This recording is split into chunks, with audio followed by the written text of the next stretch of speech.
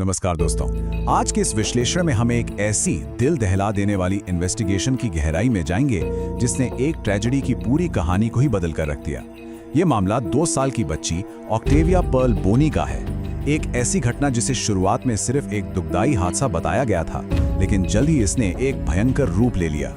हम step by step इस पूरे इन्वेस्टिगेटिव प्रोसीजर को ब्रेक डाउन करेंगे और समझेंगे कि कैसे फिजिकल एविडेंस और डिजिटल फॉरेंसिक्स ने झूठ का पर्दाफाश किया।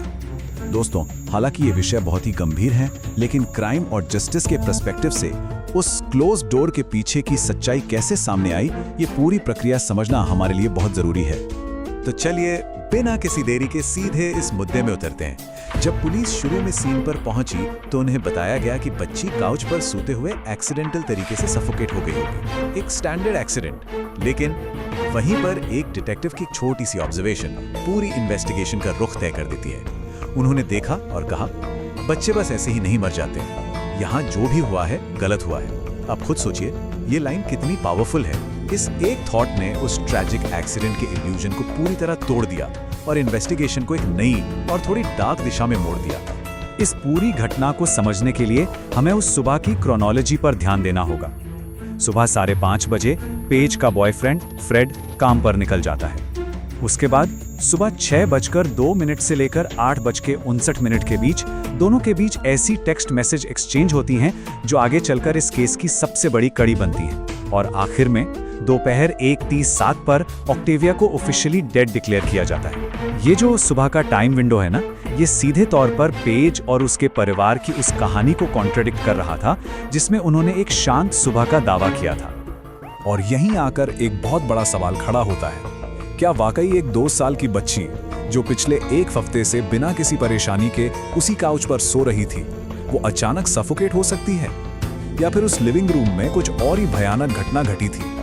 जैसे जैसे क्राइम सीन टेक्नीशियंस ने अपना काम शुरू किया, वो एक्सीडेंट वाली थियरी पूरी तरह से बिखरने लगी थी। क्योंकि जब ऑफिसर्स ने बारीकी से जांच शुरू की तो ऐसी क्राइम सीन एनोमलीज सामने आईं जिन्होंने सबको हैरान कर दिया। पहली बात, डेप्यूटी के आते ही बच्ची की बॉडी ठंडी पड़ चुकी थी और उसमें रिगर मोर्टिस आना शुरू हो गया था, जिसका मतलब साफ था कि घटना काफी देर पहले हो चुकी थी। उसके बाद लिविंग रूम के पिलोज और काउच पर खून के निशान मिले। बच्ची के बालों में एक अजीब सा सफेद पदार्थ था और सबसे चौंकाने वाली बात, उसके सिस्टम में मेलाटोनिन का लेवल असामान्य रूप से हाई था। देखिए, ये सारे फैक्ट्स किसी भी तरह से एक सिंपल एक्सीडेंट की तरफ तो इशारा नहीं कर रहे थे। यहाँ एक तरफ पेज की कहानी थी और दूसरी तरफ फोरेंसिक्स की कड़ी सच्चाई। पेज बार बार ये दावा कर रही थी कि बच्ची शायद सुबह काउच से गिर गई थी, लेकिन फोरेंसिक्स ने एक बिल्कुल ही अलग और डार्क रियलिटी सामने रखी। लिविंग रूम की दीवार पर करीब 3 फुट की ऊंचाई पर ड्रायरॉल में एक डेंट था और ये ठीक उसी ऊंचाई पर था जितनी बड़ी वो बच्ची थी। पर सबसे डिस्टर्बिंग बात क्या थी पता है? उस डेंट के अंदर बच्ची के बाल फंसे हुए थे जो बच्ची के चेहरे पर मिले ब्रूजेस से पूरी तरह मैच कर रहे थे। ये फिजिकल एविडेंस चीख चीख कर बता रहा था कि पेज झूठ बोल रही है। अब आती है इस इन्वेस्टिगेशन की सबसे क्लेवर टेक्निकल मूव। डिटेक्टिव्स को पता था कि पेज का फोन सबसे बड़ा सबूत है, पर वो लॉक था। तो उन्होंने क्या किया? जब पेज लगातार झूठ बोल रही थी तो पुलिस ने उसे मैनस्लॉटर के चार्ज में अरेस्ट कर लिया। अब जेल से पेज ने अपने बॉयफ्रेंड फ्रेड को कॉल किया।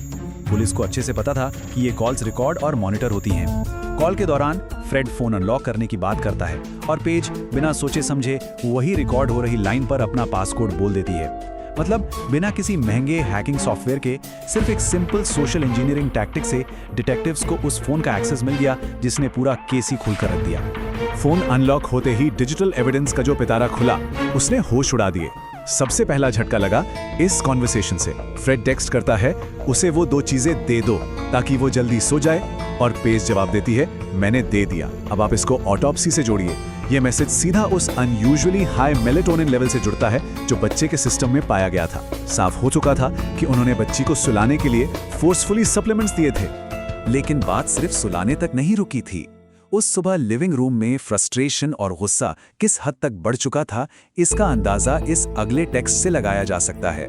बच्ची शायद लगातार रो रही थी और इस दौरान पेज अपने बॉयफ्रेंड को लिखती है कि वो बेहद गुस्से में है और वो बच्ची को नुकसान पहुंचाने वाली है। मैं आपको बता दूं, जब ऐसी भयानक भाषा एक डायरेक्ट डिजिटल ट्रेल के रूप में मिलती है तो केस का रुख पूरी तरह बदल जाता है। और फिर कुछ ही देर बाद आते हैं वो बैक टू बैक टेक्स्ट, जिन्होंने उस ट्रैजिक एक्सीडेंट के फरेब को पूरी तरह से तोड़ दिया। जब पेज ने अपना गुस्सा जाहिर किया तो फ्रेड ने उसको रोके के बजाय रिप्लाई किया, डू इट, बीट हर।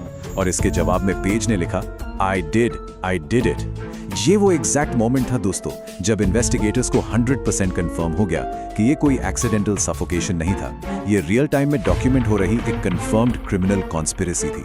तो चलिए अब इन टेक्स्ट्स को और क्राइम सीन को एक साथ जोड़ते हैं। ऑटोप्सी रिपोर्ट ने एकदम साफ कर दिया था कि मौत का कारण मैकेनिकल एस्फिक्सिएशन और स्मदरिंग था। बच्ची की गर्दन पर फोर्स अप्लाई किए जाने के साफ निशान थे। लेकिन जो चीज आके दिल को चीर देती है वो ये थी कि बच्ची की चौकी सी मुट्ठी में पेज के डार्क बाल बहुत ही कसकर पकड़े हुए थे। ये एक स्ट्रगल की तरफ साफ इशारा था। वो टेक्स्ट मैसेजेस हवा में कही गई बातें नहीं थी, वो इस दर्दनाक फोरेंसिक रियलिटी से एकदम पॉइंट टू पॉइंट मैच कर रही थी। इस सब के बाद करीब 9 महीने बीत गए और इन्वेस्टिगेशन में एक और लीगल ट्विस्ट आया। यहाँ एक लीगल स्ट्रैटेजी को समझना बहुत जरूरी है, जिसे कहते हैं प्रॉपर अग्रीमेंट। ये एक ऐसा समझौता होता है जिसमें एक सस्पेक्ट को थोड़ी बहुत प्रोटेक्शन के साथ इन्वेस्टिगेटर्स को नई इन्फॉर्मेशन देने का मौका मिलता है, यूजुअली इस उम्मीद में कि सजा में कुछ छूट या प्ली डील मिल सके। और इसी अग्रीमेंट का फायदा उठाते हुए पेज 9 महीने बाद एक नया स्टेटमेंट रिकॉर्ड करवाने के लिए वापस आई। अब जब पेज वापस आई तो इंटरोगेशन में दोनों सस्पेक्ट्स की तरफ से जो नया डिफेंस पेश किया गया वो देखने लायक था। एक दूसरे पर ब्लेम गेम शुरू हो गया।